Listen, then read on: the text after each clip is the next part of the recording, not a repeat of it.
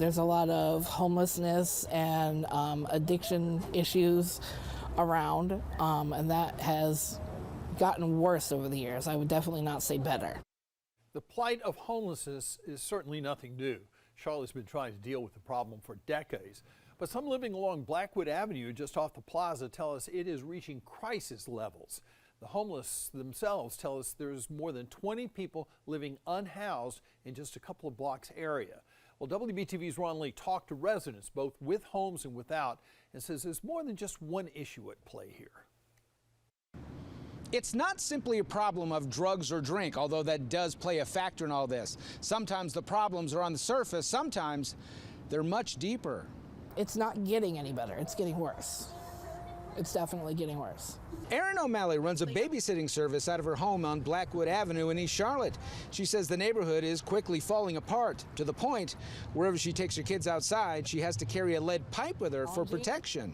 There's a lot of homelessness and addiction issues around, and that has gotten worse over the years. And taking a look around, it's pretty easy to see many people seem to have taken that threat seriously. No trespassing and surveillance camera signs pepper the landscape like political banners before an election.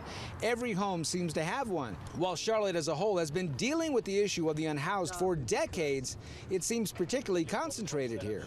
I said like 25. John Kelly has been outdoors for months. He says he shares these streets with dozens of others without a roof over their heads. There's somebody's stuff right here. Kelly tells me the city has to prioritize the help they dole out, but first things first. Forget everything else. Shelter is the main thing. But sometimes the solution isn't as simple as a roof over your head. Sometimes it's about fixing what's broken. Something happened with a patient of mine, and I gave up. Kay didn't want to go on camera, but tells me she was an RN at a regional hospital when a 4-year-old boy came in critical condition. That's when she made a promise to him, a promise she couldn't keep. He looked up into my eyes and told me, help me.